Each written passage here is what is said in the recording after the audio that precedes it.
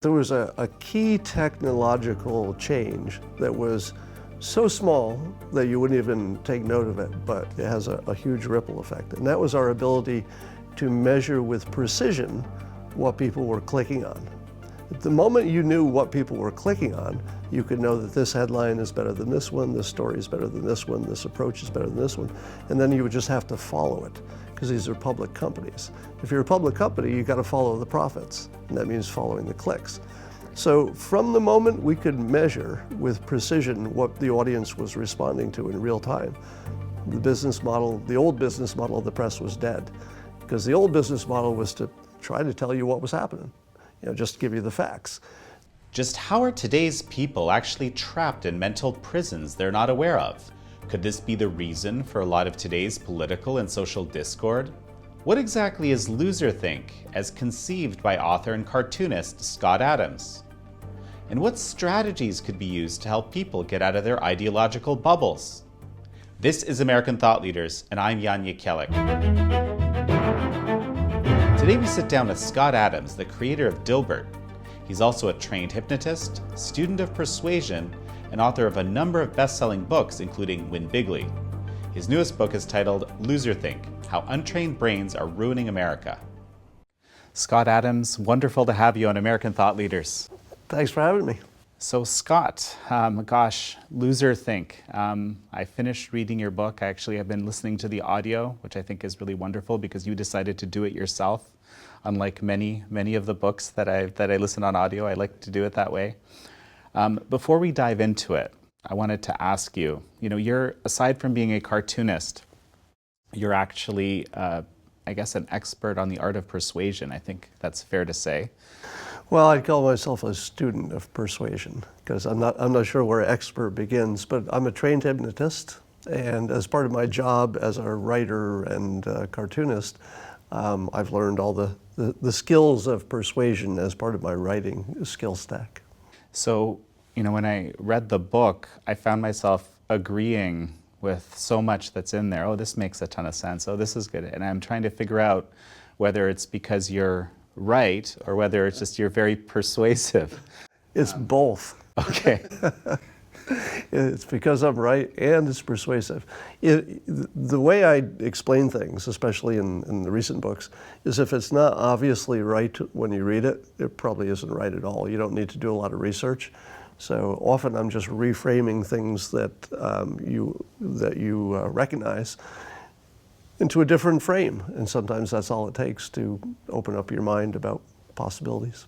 Well, that's actually really interesting. The way I kind of take the book, you describe mental prisons that a lot of people find themselves in. You describe some of the ones you've been in your life. It's almost, the book comes off as a kind of a guide, of a toolkit of all sorts of methods to escape mental prison. Yeah, exactly. So tell me more about why you decided to do this time.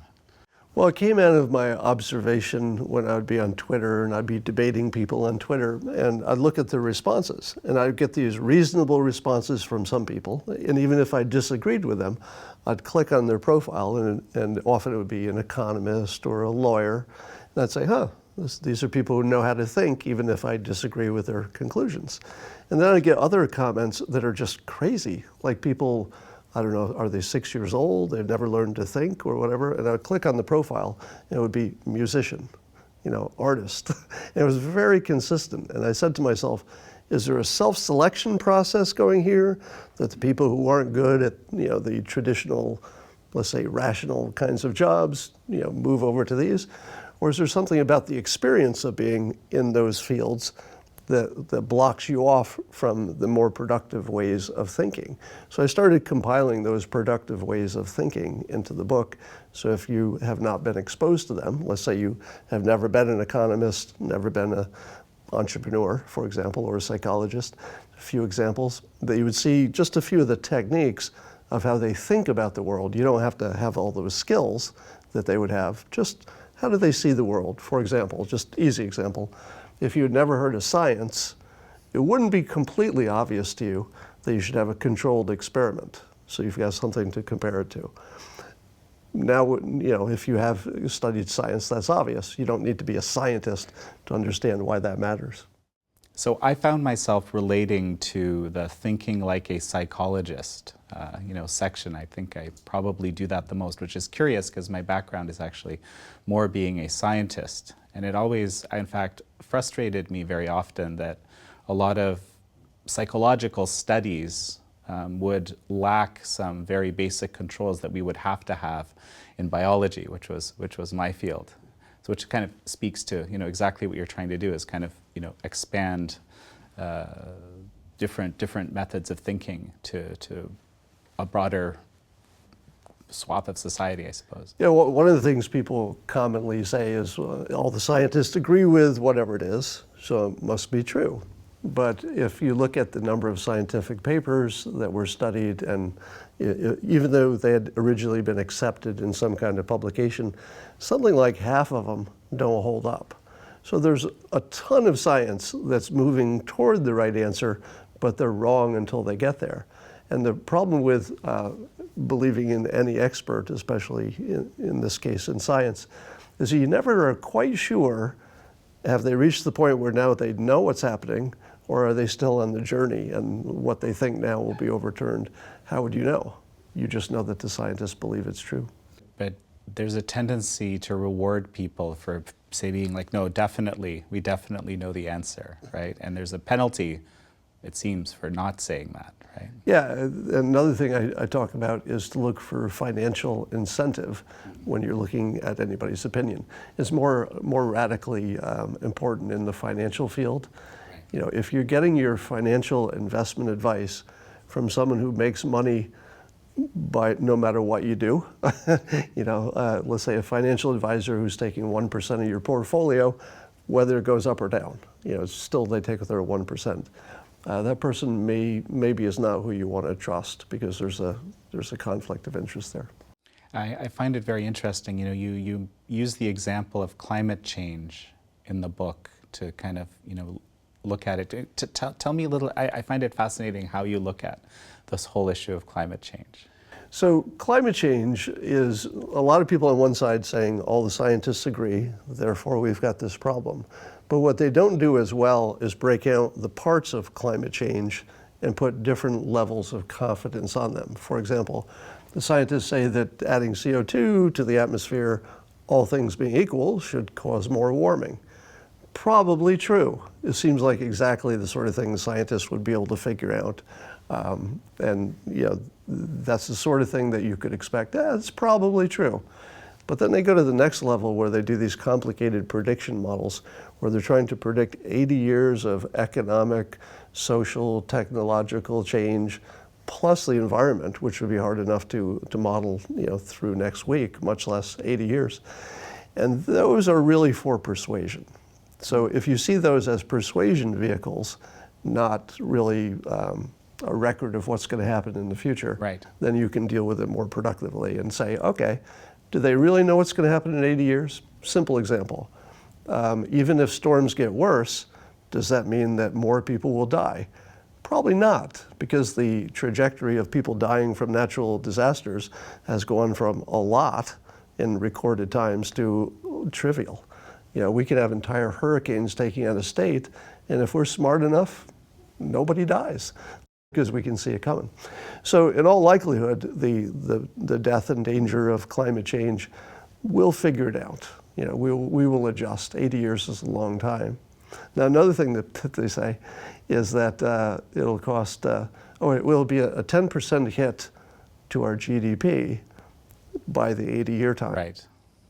Now, if you're not an economist, you'd say to yourself, wow, 10%, that's trillions and trillions of dollars. This is a big deal. If we had a 10% pullback in our GDP today, like people would be massively laid off, it'd be a big deal. But over 80 years, that's a 10% less than it would have been. If you start doing the compounding of normal growth of our economy, that 10% in 80 years, we literally wouldn't notice. Nobody would know it was gone. They would say, well, is it 5% less than it should have been? Is it 15% less than it could have been? All I know is that everything is better. Healthcare is better, there's less crime, people are more educated, because that's sort of the path of history, is that things get better. So on one hand, it's being used as the scariest thing. Look at this, the economy is going to be down 10%. But if you understood how economics work and a little bit about math, you'd know we'd never notice that. You know, and it actually reminds me of one of the Loserthink rules, right? The slow, whenever there's a slow motion catastrophe happening, how are you supposed to approach that? I call that the Adam's law of slow-moving disasters. Okay. It has to do with the fact that if everybody can see a problem coming for years ahead of time, we're really good at solving it. So, for example, it looked like we were going to run out of food because the population would grow until we couldn't get enough food. But we figured out how to make more food. It looked like we were going to run out of oil. But we started fracking and developing green sources, et cetera. And now it looks like, we could have a climate change disaster of some type, whether it's economic or just, the environment. But we also have nuclear energy that's being developed at a rapid pace in a number of different ways all over in startups for new technologies that can't melt down. I mean, the newest stuff on the drawing board is nuclear that can't melt down. And you don't have to wait for fusion or anything. I'm talking about pretty normal engineering decisions. And it also eats the waste from existing plants. So the stuff on the drawing board, this is Bill Gates' company, TerraPower, and there are others like it. But they're looking to decrease nuclear waste, being economical, and you could, once you get the model going, you can crank it up pretty fast. So probably climate change will be in that category where even if you didn't believe it was a problem, nuclear energy will probably be such a big part of our energy solution that we'll have clean energy anyway. So you don't think the end is coming in 12 years? I think we will survive. Yeah, another thing I talk about in Loserthink is hyperbole. And it's important to distinguish when leaders are using hyperbole to get something done. Because to get something done, you usually have to scare people, right? Okay. Now, if you're an engineer, and this is why I'm a terrible leader. Like, I've thought about, maybe I should run for office or something, and I thought, no, because I'm only going to be able to stick to the facts. I'm going to say, here's the facts, and people will go, that's not very interesting. But if you're AOC, she's a real leader. Now, say what you will, you might dislike her politics or whatever, but just in terms of leadership quality, nothing beats you're going to be dead in 12 years. You can't top that. No, she didn't quite say that. She said 12 years would be sort of the point where if you haven't done something seriously, point it of might no be too return, late. Right? yeah. So her hyperbole was taken out of context and worsened, but it was certainly good form to use hyperbole because it gets people moving. So speaking of persuasion, I'll tell you a little anecdote from my youth, let's say. I was a Boy Scout, and a Scoutmaster gave me the book, How to Make Friends and Influence People, or How to Win Friends in Dale Carnegie. And at the time, I look at this quite differently now, but at the time I was offended by the books. I thought, wow, this is a book on manipulating people. I don't want to manipulate people, right? So let me reframe that. Okay. It's impossible to interact with people without influencing them. So you're either doing it intentionally or unintentionally. Most of the time we're influencing people intentionally. You're wearing a nice suit because you want people to watch you, to have a certain impression of you. I'm known as a cartoonist and an author, so I said, no necktie. That's the image I'm projecting. Mm-hmm. So we're all influencing people all the time, even if it's just being nice. You're influencing them by your niceness. So once you realize that you can't turn off influence, then you learn to, well, if I can't turn it off, I might as well learn how to do it right. You use it for good and not evil. That's kind of the conclusion that I came to. It's a tool, yeah. Right. So it's interesting. You have a chapter in there that's, I'll just read it. Things pundits say that you should not copy, right? And I kind of take that as an instruction manual for malicious persuasion, or like don't do this because this is you're persuading people, but you don't want to be persuading people this way. Is that how you see it? The first thing people have to understand that amazingly is not completely understood is that the business model of the press has evolved. They're not really in the business of giving you accurate information anymore because it's much better to get you excited. So the news is always exaggerated, and the pundits are the worst. They're paid to make a case. They're not paid to give you any kind of reality. So I'll give you some examples of what you shouldn't imitate. Okay. One of the things is the pundits will say, the president, let's say, for example, should not normalize that kind of behavior.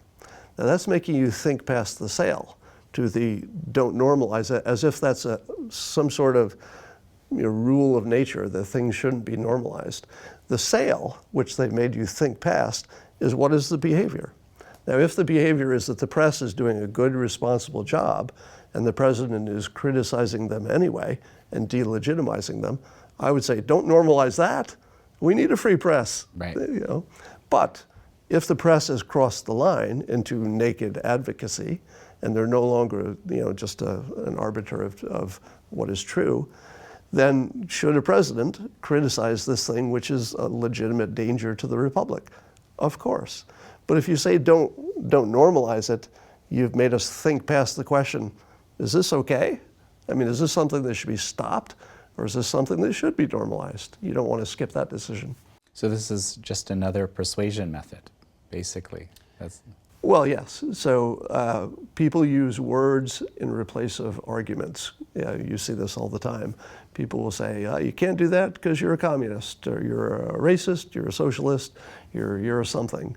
And, or they'll say it's a slippery slope. That's another one. Slippery slope is one of the most meaningless phrases, but when people hear it, they get convinced by it. They're like, oh yeah, this could keep slipping. This is going to go in that direction. But there's no quality of things that makes them slippery. They're just causes and effects, and there's either an obstacle or there's not. When there's not, people usually add one if it's something they don't want slipping. So if you're saying that something has a quality of slipperiness, that's just persuasion, because there's no such thing as that quality. There's something you can observe that will keep going in the same direction until something stops it, but that's everything. Everything goes until there's some reason for it to stop. So saying that it's a slippery slope adds almost nothing, and yet it feels persuasive. It's very interesting. Something that you highlighted in Win Bigly, which, by the way, your previous book, which, by the way, was very important to me. I think it actually helped me understand President Trump better, and understand what he was doing. It was your filter of persuasion, essentially, right? Explaining all sorts of things related to the election. You talk about in this book as well, that you have to understand human beings as fundamentally irrational, and sort of making, explaining why they did things in some cases after the fact, just to kind of justify the irrational decision ahead of time. Inherently, I don't want to believe that. I don't think there's a lot of people that don't want to believe that. And tell me, how did you come to this understanding, and why is it so important? So first of all, if you're trying to understand, are people mostly rational or mostly irrational, ask yourself which one predicts better. Assuming that people will act irrationally tends to be a good predictor, because there just aren't that many rational people acting in rational ways. But I learned to think this way when I took hypnosis classes. And the first thing that you have to learn in order to be a hypnotist is that people are irrational most of the time. So your normal view of the world is that, well, sometimes 10% of the time people might get a little crazy, but 90% of the time we're just perfectly rational. That's the general view of the world. And you think maybe other people are irrational a little bit more.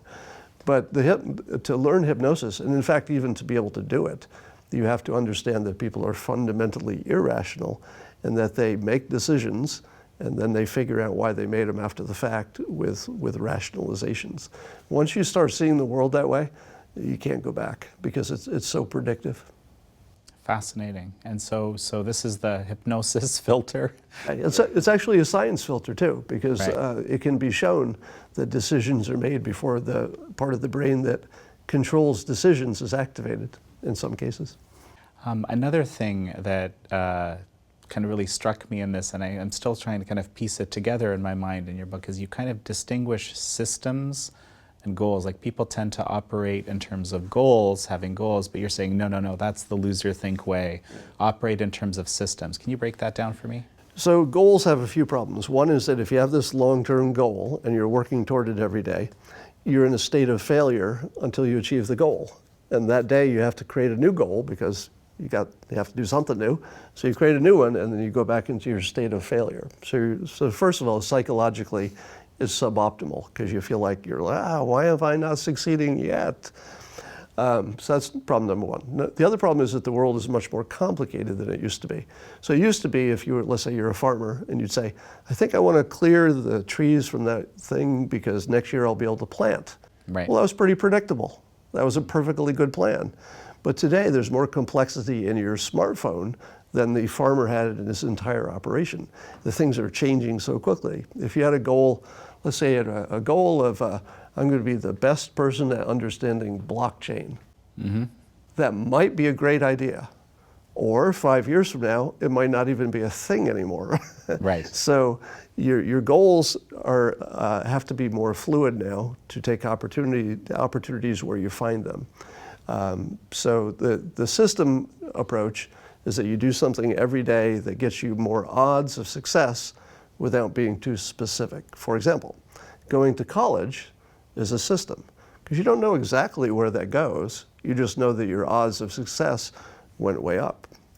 If you have a system for exercise or for diet, you don't know exactly what weight you're going to get to. You don't know exactly what you'll look like, but you know that these systems are making you healthy and making you more productive all the time. So find something you can do every day that you can say, today was a good day. Here's my perfect example. Mm-hmm. I have a system for going to the gym where I try to go the same time every day because then I can schedule around it, etc. But there are lots of days, maybe 6 times a year, I'll drive to the gym, get out of my car, walk into the gym, and walk into the outer lobby, and I'll look around and I'll say, nope, not today. And I'll get in my car and I'll drive home. Okay. And I'll say to myself, good day. This was a perfect day because my system is so strong that even when I really didn't have the ability to exercise, I made it all the way to the gym. And so I applaud myself and think, man, this is good stuff. And the next day I go to the gym because my system works over time. So this is one of these, I guess, entrepreneurial ways of thinking, right? With the take the micro steps, micro wins, or yeah. So the idea with the entrepreneurial way of thinking is that people have trouble starting. They say, I think I want to start this business, but it's so big. You think about all the work, and it just seems so big, and so you don't do anything because you don't want to take on something gigantic. So what I recommend is micro steps. You see serial entrepreneurs do this. They'll say, well, I don't know if I could start a business today, but I could Google this thing. I could call my friend who knows about this. I could do that one thing. And if you can't even make a phone call, write down the phone number on a piece of paper, because that's less than a phone call. Just do the smallest thing you can do and watch how that starts compounding. Because after you get going on a project, then it starts creating its own energy, and then it brings you along. Yeah, that's I keep needing to remind myself of that approach, actually. And come to think of it, systems, this whole systems approach, just even starting at the Epoch Times back in 2005, I've been here for quite a few years. I didn't know where I would end up. I just thought this was a great media doing something no one else was doing. And I think I've done a lot of different things. So I guess the Epoch Times has been my system. So you're a perfect example of what I call building a good talent stack. Okay. So you've got several different lanes, I think is the word you've used before, for parts of your life. So you've learned, science. Now you've learned a whole bunch of skills that go into doing what you're doing right now. Communication, everything from the look of it. You've probably picked up the technology, the producing, the scheduling, and all that. And you don't know exactly where that will take you, like you said, but that is a powerful bunch of stuff to put in one place. And I haven't even mentioned, I'll leave out a whole bunch of other expertises that you've probably put together a little bit of. And together it's a pretty powerful package, so you've got a lot of options now. So I wanted to jump back to this business model of the press, because we're here at the Epoch Times, and of course we're trying to do something a bit different than what a lot of other media are doing. And you have this concept of political warming, right? That you ascribe to this business model that essentially is the business model is manipulating people. That's just kind of what you argue, right? Can you kind of expand on that a bit? I really want to understand the case you're making deeper here. So there was a key technological change that was so small that you wouldn't even take note of it, but it has a huge ripple effect. And that was our ability to measure with precision what people were clicking on. At the moment you knew what people were clicking on, you could know that this headline is better than this one, this story is better than this one, this approach is better than this one, and then you would just have to follow it, because these are public companies. If you're a public company, you got to follow the profits, and that means following the clicks. So from the moment we could measure with precision what the audience was responding to in real time, the business model, the old business model of the press was dead, because the old business model was to try to tell you what was happening. Just to give you the facts. The new business model requires that they set your hair on fire. You've got to read the news and go, I've got to do something about this. I've got to go to Twitter and complain. Because you'll click then? Or is that... Yes. The more worked up you are, the more likely you're going to click on it. So you should assume that everything you see in the news that seems like it's hair on fire, the republic is over, is attenuated by the fact that the business model requires that. You could take almost any story in the news and say, look, write down 5 news stories that looks like it's doom, like we're really in trouble. There's an impeachment, there's global warming, there's 5 of them, and I'll make you 5 bets, $1,000 a piece, that all 5 of them turn into nothing. Now, one of them might turn into something, but I'll bet I'll be right 4 out of 5 times. That it's just the way it's reported that makes you worry about it. It's fine. But this is horrible, because what if I knew it was 5 out of 5? Okay, I could maybe work with that. But 4 out of 5. Yeah, you never know. You never know which one it is, right?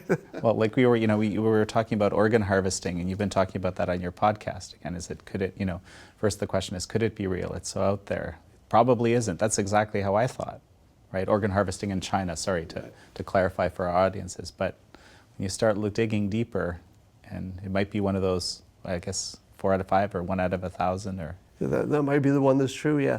There's sort of a rule I heard from Scott Alexander. He's a blogger who goes by a pen name, Scott Alexander. He was talking about how if you see a story in the news that you say to yourself, my God, I can't believe it, this is amazing. Almost always it's not true. If you wait another week, they'll say, it turns out that a man did not eat 100 cows in one day, or whatever the story is. But the first time you read it, you're like, well, it's in the news. This must be real. One of the things we talked about in our pre-interview earlier was this, cancel culture. Okay, it's something that's been on my mind a lot. There's been in the past few months, there's been some attempts to cancel us at the Epoch Times because of some of the work that we do. You've experienced it, recent guests, Congressman Nunes, have experienced it extensively. I want to kind of try to apply, and I understand it's a complex thing, that's what we were discussing, but I want to apply the Loserthink filter to this whole phenomenon, which I'm just beginning to understand myself. Right.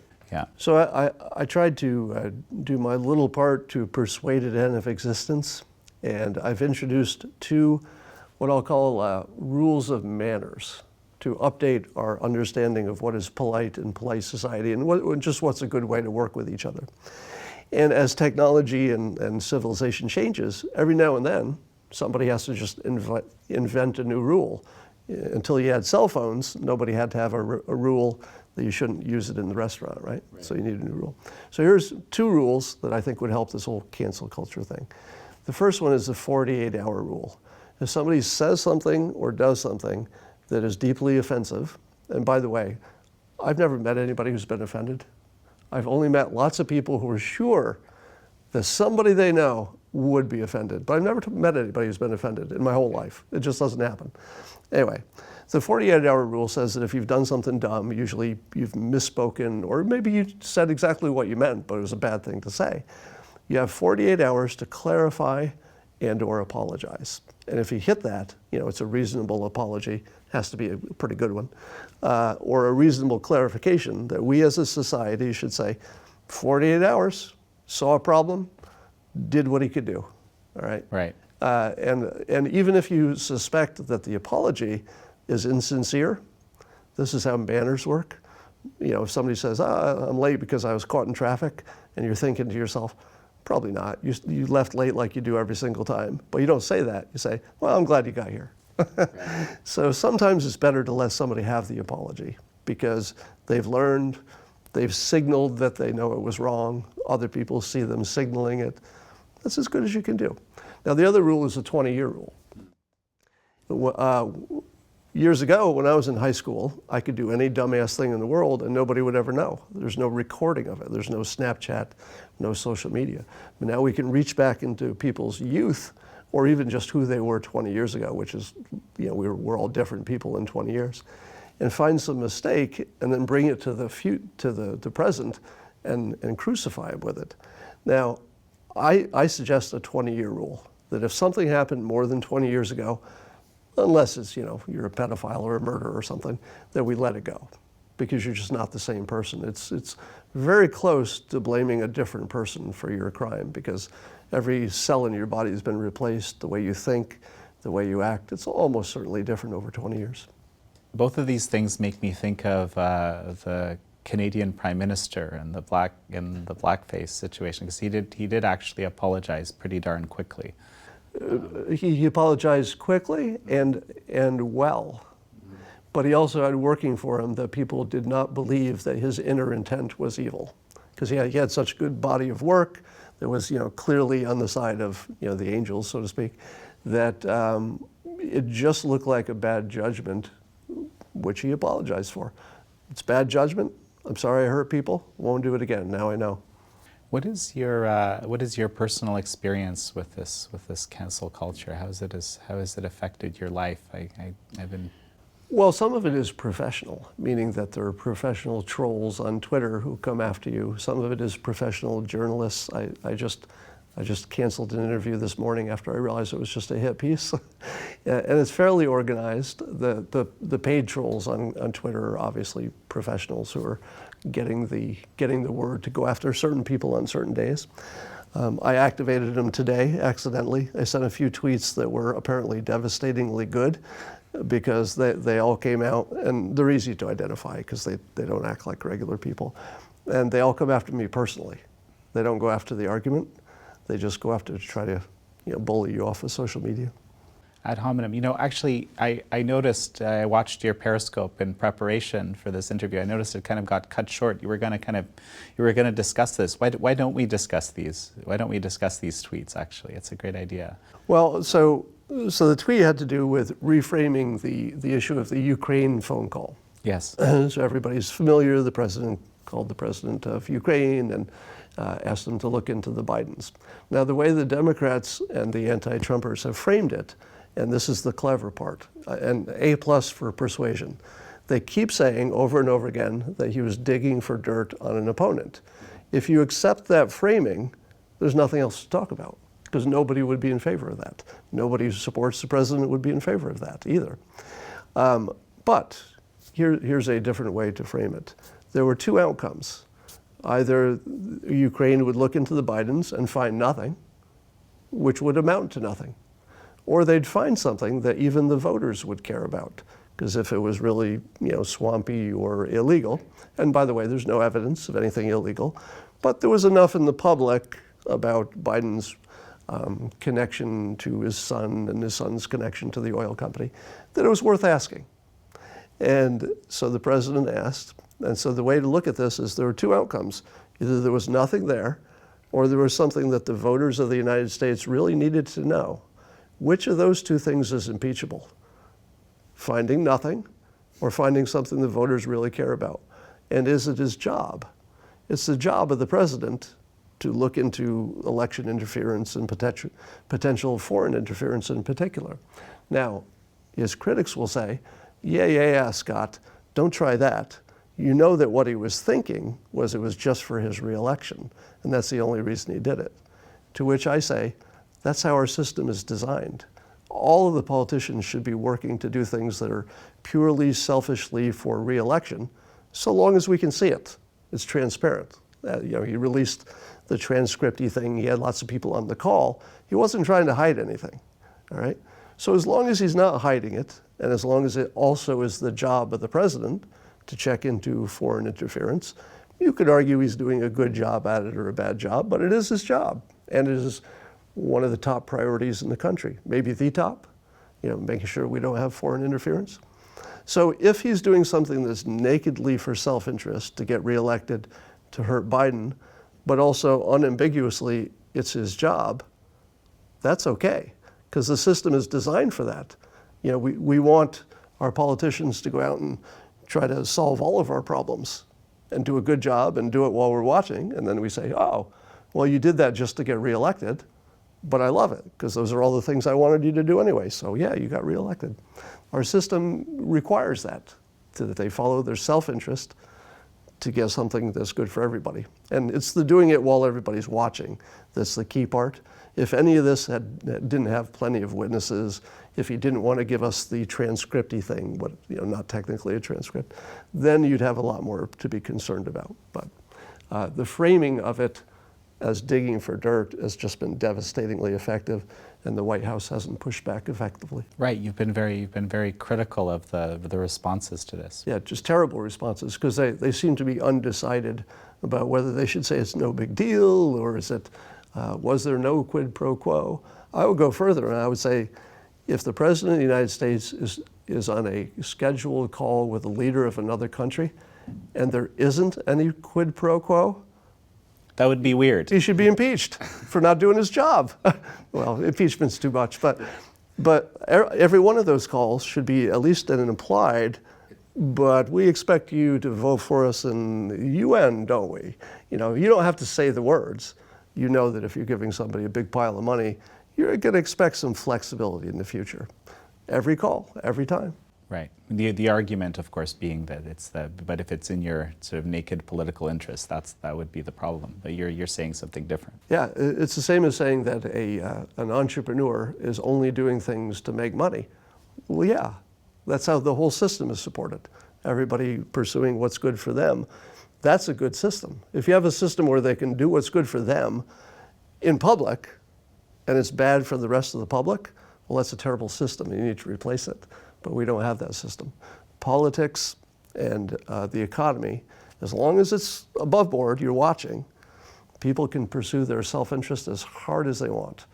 And the only way that they can pursue their self-interest is by doing things that are good for the rest of the world. That's a very, very interesting framing, and I can't say I've heard that elsewhere. And why not? Frankly.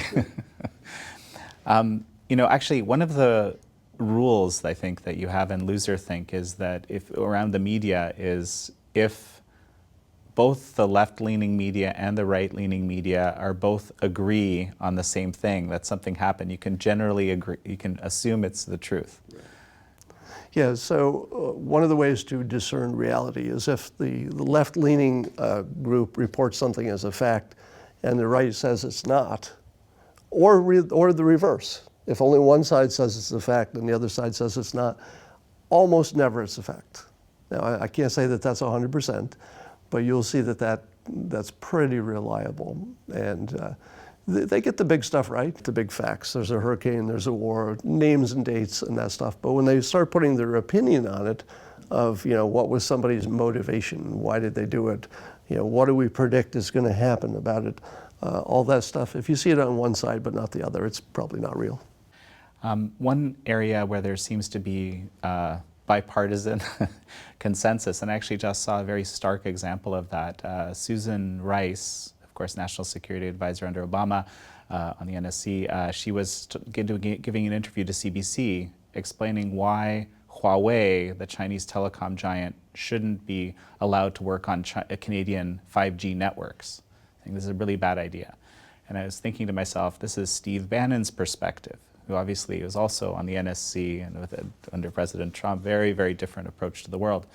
Yet they both agree, right? And so now we're not talking about media, we're talking about politicians here. But I would say the media probably agrees with that as a statement. I haven't seen anybody on left or right say it's a good idea to have Chinese technology that can read all of our communication. Well, I don't think anybody thinks that's a good idea. It's amazing because this seems like almost like the one area in politics and in the media where there's some kind of bipartisan consensus. I think one of the amazing things that Trump has pulled off is I used to be watching all the anti-China stuff, and frankly, I thought it was overblown. I thought, yeah, it's just something you say because you want to be America's great, and we're pushing against the other team, and it was just sort of team sport. But because he pushed on us so hard, it made the news sort of dig in, and you got more interested, and you started focusing. And the stuff you find is so disturbing that I've actually said we should decouple entirely. In fact, I'll probably change support of the president if he signs a trade deal, because there's so much evil coming out of China right now that we should not even contemplate having any kind of a constructive arrangement with them. We don't have to spit in their faces. We can wind down slowly, but we should not be moving any new business over there at all. Now, you are familiar, of course, my stepson died a year ago from a fentanyl overdose. And when I watch the fact that fentanyl is coming from China, it goes through Mexico and then shipped into the United States, killing, 50,000 Americans a year? Yeah. And we know the name, meaning our government knows the name of the guy in China who is behind it all. We know his name. China knows his address. They said they would do something about it. They just didn't. Now, when I watch that, I think there's no interpretation you can put on that. There's no charitable explanation for that. That has to be intentional, because obviously they have the capability to stop it. Well, it's interesting. You've described it as chemical warfare, right? And I just saw a recent piece by the Ohio Attorney General. Basically, I think they'd seized 20 kilos of fentanyl, which is, I don't know how many people that can kill, but it's a whole state. Basically, something. Yeah, he was saying this is chemical warfare. This is basically a weapon of mass destruction. So, perhaps some of your persuasion here is having impact. We've also described it that way. I don't know who came first. I'd have to look in the archives. It's a chemical coming from a nation that's not as friendly as it should be, and it's killing tens of thousands of people, and they could stop it, and they don't. So that fits weapons of mass destruction pretty well. In this, how is it that this issue suddenly became the bipartisan issue? I mean, I truly don't know of another one at the moment. Maybe the criminal justice reform was somewhat. Well, there are a few things that people will organize around. One is a foreign threat, and the other is anything happening to children. So people can differ about the right thing to do, but there's not too much question about what the right thing to do is if drugs are coming into this country and causing that much havoc.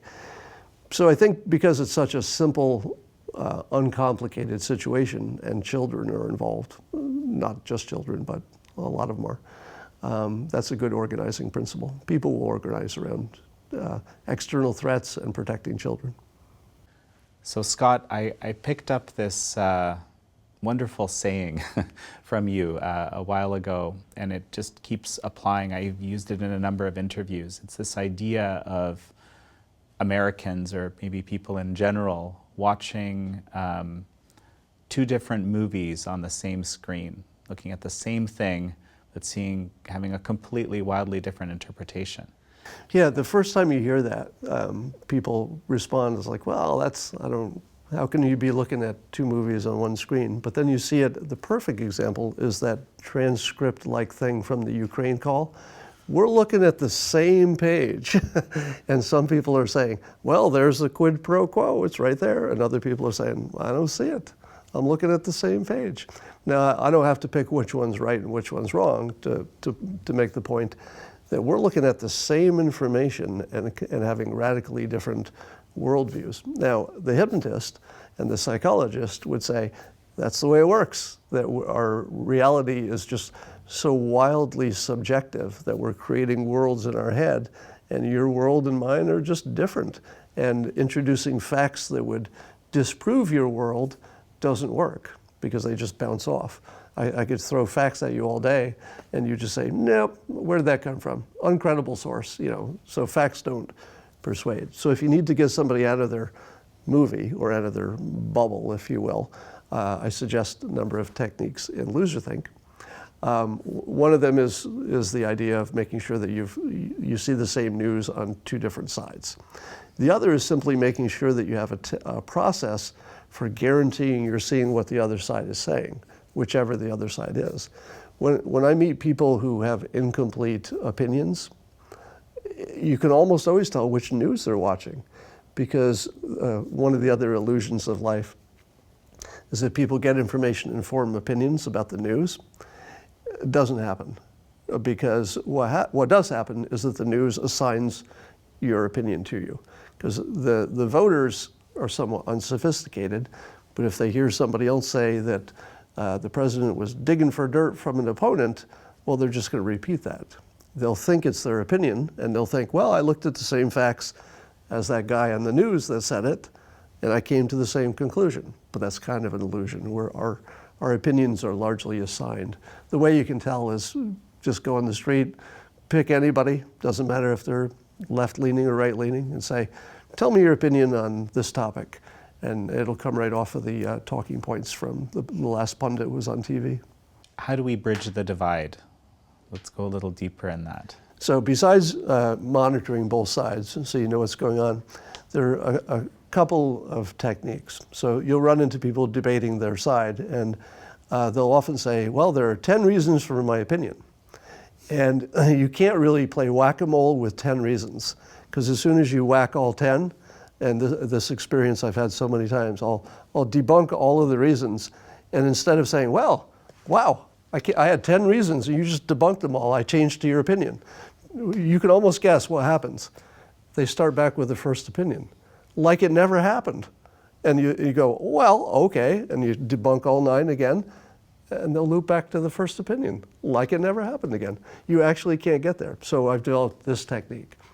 Tell me the best reason on your list, just the best one, your strongest, most bulletproof reason. And would you agree that if I can debunk that one, we don't need to talk about the ones that are less than that, because I already debunked the strongest one? You can get people to agree with that. They'll fight, but you can usually get them to agree. And then you debunk that one thing, and here's the trick: walk away. Because they're going to throw the other 9 at you, and just say, well, you know, it was your strongest point. Maybe you should rethink this. So the best you can do is to chip at somebody's confidence. If you chip confidence that they understand the situation and they've got a good grasp of it. If you chip at the individual reasons, they'll just dig in and argue the reasons and nothing happens. But you want to say, here's some doubt. I just took out the biggest pillar of your belief. You got those other lesser pillars, but I just took out the big one. Now I'm going to leave you to think about it. Because people will talk themselves out of things in ways that you can't talk them out of things. You got to give them freedom to convince themselves. There's also, I'm just remembering right now, the magic question, right, that you describe somewhere. This is also, I believe, if I recall, that's also something that's designed to try to... So the magic question came about because I noticed that nearly 100% of the people who argued with me online would misstate my opinion and then attack the artificially misstated opinion. Because of course that one would have a flaw, because it came from them, not my actual opinion. And so it was impossible to get them to stop doing that. They would just invent a new opinion and a new opinion and attack it. So I started with what I called the magic question. I would say, instead of arguing it this way, why don't you just tell me something that you believe I don't believe? Now, without working through an actual example, it's hard to believe how powerful that is. But what will happen is somebody will say, well, you believe that a wall will stop 100% of drugs coming into the country. And then I'll say, I don't believe that. Do another one. And they'll say, well, you believe that you need a wall every inch of the border. And I'll say, nope, don't believe that. Try another one. And you can exhaust them until they realize that they don't even know what your opinion is.